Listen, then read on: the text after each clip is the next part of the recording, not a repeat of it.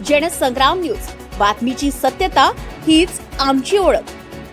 चिन्मय उपेंद्र कोठेकरांवर कामगारांचे पैसे खाल्ल्याचा आरोप।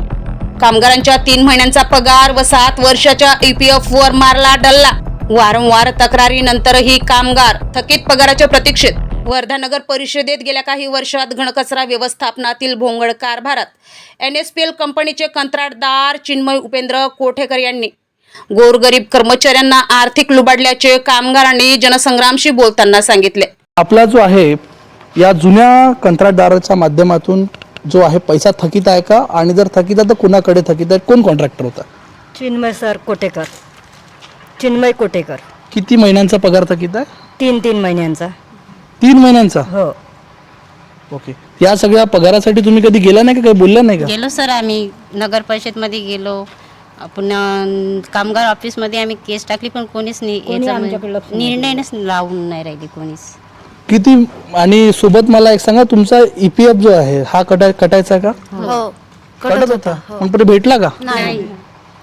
तुमच्या नावाचं खातं आहे का EPF चं? हो हो आहे। आहे का? दिसते का? मग त्याच्यात पैसे जमा? ब्लॉक केलाय सर त्यांनी, ब्लॉक केलाय, कोणाचेच पैसे नाही दिसत। आणि 1 रुपया पण नाही टाकला आहे सर त्यांनी तिकून। आमचे फक्त 3-4 हजार रुपये ते फक्त जमा आहे, कोणीच लेबरचे पैसे नाही टाकले आणि PF च्या नावावर। जो काही पैसा आहे हा किती रुपये आणि किती महिन्यांपासून फसून आहे तुमचा? 3 महिन्याचा पगार आहे आणि 7 महिन्याचा PF आहे। 7 वर्षाचा PF आहे? हो, 7 वर्षाचा PF आहे, 3 महिन्याचा पेमेंट आहे।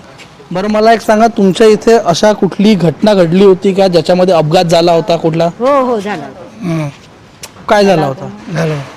काय? माझ्या साडीला साप चावला होता, तरी पैसा दिला नाही। साप चावला होता? कुणाला? साडीला। साडीला? आणि त्यांचा हात गेलता। माझा हात गेला होता। अच्छा, मग त्याचा पैसा नाही भेटला? काहीच नाही, काहीच नाही भेटला।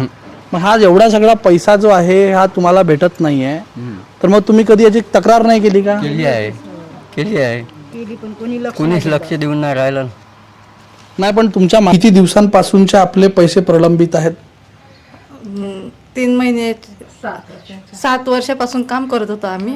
PF चा 1 रुपया भेटला नाही आम्हाला, आणि 3 महिन्याचे पैसे आमचे अटकून आहे। कशाचे? पगार लटकून आहे, पगार लटकून आहे, दिलाच नाही त्यांनी।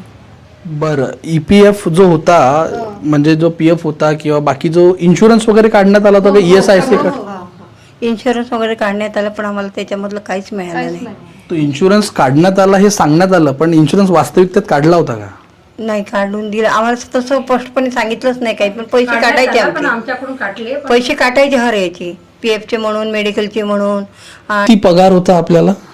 आम्हाला पगार 300 रुपये पगार पहिले सुरू आहेत, 250 मध्ये 2019 मध्ये। त्याच्यानंतर मग मोर्चे वगैरे 250 रुपये दिवसाचे रोज डेली दिवस 250 रुपये पहिले देत होते 2019 मधून, आणि त्याच्यानंतर मोर्चागीत झाल्यावर 25 रुपये 30 रुपये वाढता 3,300 रुपये केला।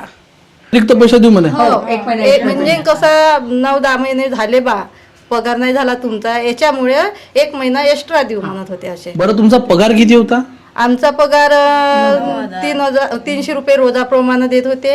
PF म्हणजे 9,000 रुपये पडत होता महिन्याचा, आणि PF कटत होता 1,500 2,000 असा PF कटत होता आमचा, जास्त पण कमी नाही। शिवसरनी खूप आम्हाला चिन्मय कोटेकरशी भेट दिली आहे, आणि आम्ही चिन्मय कोटेकरच आम्हाला भेटायला येतो, पासून चिन्मय कोटेकर येत होते आणि ज्यांच्या सोबत येत होते त्यांना नाही, पण आम्ही चिन्मय कोटेकर आमच्याशी संपर्कात होते, म्हणून आम्ही त्यांनाच ओळखत होते आणि ते आम्हाला ओळखते।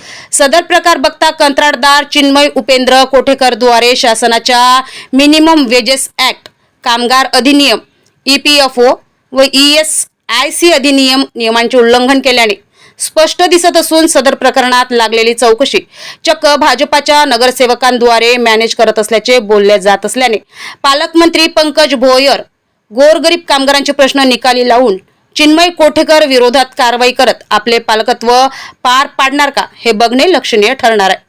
पलाश उमाटे, जनसंग्राम न्यूज, वर्धा।